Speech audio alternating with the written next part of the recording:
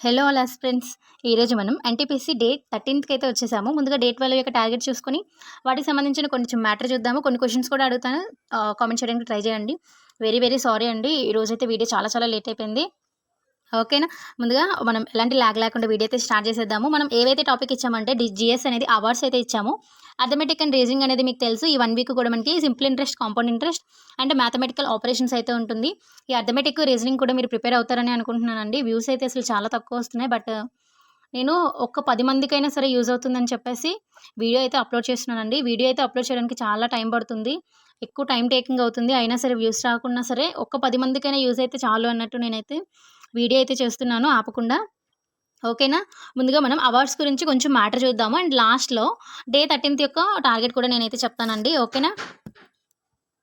కొన్ని basic points అయితే నేను చెప్తాను. ప్రపంచంలోనే అత్యధిక పౌర పురస్కారం ఏది అంటే అత్యున్నత పౌర పురస్కారం నోబెల్ ప్రైజ్ అనమాట.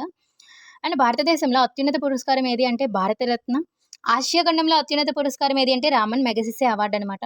ఈ 3 కూడా మనకి ఇంపార్టెంట్. మనకి అడిగే ఛాన్స్ కూడా ఉంటుంది. ప్రపంచంలోనే అత్యధిక లేదంటే అత్యున్నత పురస్కారం ఏది అంటే నోబెల్ ప్రైజ్.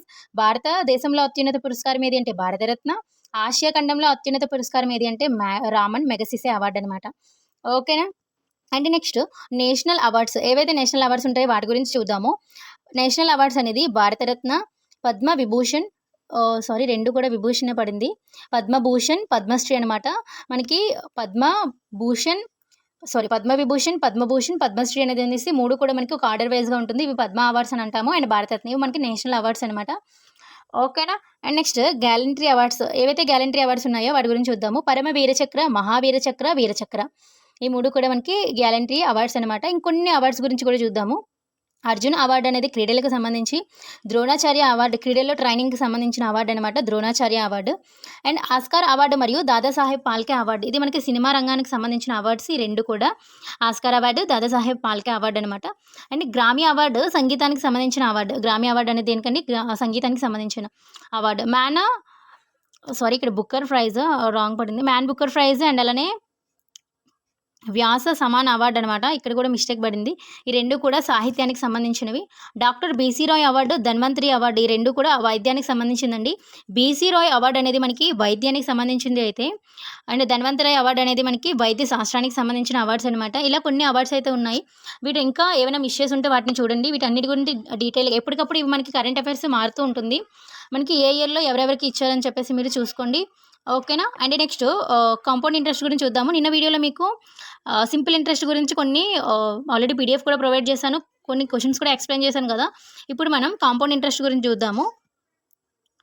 ఒకసారి ఫస్ట్ క్వశ్చన్ రీడ్ చేద్దాము. తెలుగులో చదువుతాను చూడండి.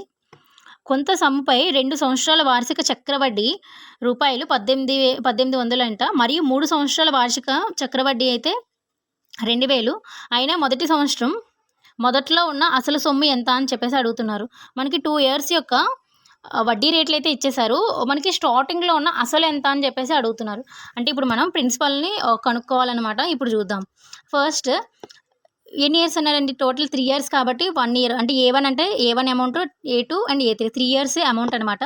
మనకి ఏ నుంచి అంటే మొదటి సంవత్సరం నుంచి రెండో సంవత్సరానికి వెళ్ళేటప్పటికి చక్రవడ్డీ ఎంత పడిందన్నారు? 1800 అన్నారు కదా. 1800 వేశారు. అండ్ అలానే A2 నుంచి A3 అంటే సెకండ్ ఇయర్ నుంచి థర్డ్ ఇయర్‌కి వచ్చేసరికి 2000 అనేసి అన్నారు. అంటే రెండిటికి మధ్య మనకి గ్యాప్ ఎంత ఉందండి? గ్యాప్ మనకి 200 గ్యాప్ అయితే ఉంది. అలానే ఇక్కడ మనకి 9:10 అయితే వేశారు. ఈ రెండిటికి క్యాన్సిలేషన్ చేసామనుకోండి 2 9 జా అండ్ 2 10 జా 9:10. ఇప్పుడు మనం డైరెక్ట్‌గా ఎలా యాడ్ చేసుకోవచ్చు? 1/9 రేట్ ఆఫ్ ఇంట్రెస్ట్ అనేది 1/9 అనమాట. 1/9 అంటే మనకి పైన ఉండేదాన్ని ఇంట్రెస్ట్ కింద ఉండేదాన్ని మనం ఏమంటాము? ప్రిన్సిపల్ కింద చూస్తామన్నమాట. ఇప్పుడు మనకి ఇంట్రెస్ట్ అనేది ఎంత వచ్చిందండి? 1620 అయితే వచ్చింది. ఇక్కడ మనకి చూడండి 1620.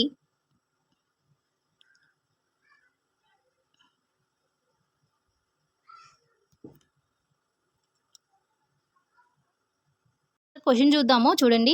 చక్రవడ్డీకి సంబంధించి అంటే కాంపౌండ్ ఇంట్రెస్ట్‌కి సంబంధించి కొంత సొమ్ముపై 2వ సంవత్సరం 1200 చక్రవడ్డీ లభిస్తే అదే సొమ్ముపై 10% వార్షిక వడ్డీ రేటుతో 4 సంవత్సరాలలో లభించే చక్రవడ్డీ ఎంత అని చెప్పేసి అడుగుతున్నారనమాట. ఏదైనా కొంచెం ఒక అమౌంట్ అయితే ఉంది. ఆ అమౌంట్ 2 సంవత్సరాలకి 1200 అయితే వచ్చిందంటే చక్రవడ్డీ లభిస్తే అదే సొమ్ముకి 10% వార్షిక వడ్డీ రేటుతో 4 సంవత్సరాలకి ఎంత అవుతుంది అని చెప్పేసి క్వశ్చన్ అయితే అడుగుతున్నారు. ఓకేనా. ముందుగా మనకి ఎన్ని ఇయర్స్ అన్నాడో అన్ని A1, A2, A3, A4 అని చెప్పేసి, అంటే amounts 1 year, 2 years, 3 years, 4 years. 4 years అన్నాడు కదా. A 2, 3, 4 వేసుకున్నాము. ఏ నుంచి 2కి వచ్చేటప్పుడు వడ్డీ ఎంత ఉందండి? 1200. అని A2 నుంచి A3కి వచ్చేటప్పటికి మనకి ఎంత అయిందంట? 10% అన్నాడు కదా. 10% అంటే మనకి ఎంత అవుతుంది? 120. 1200కి 120 మిక్స్ చేస్తే ఎంత అవుతుందండి?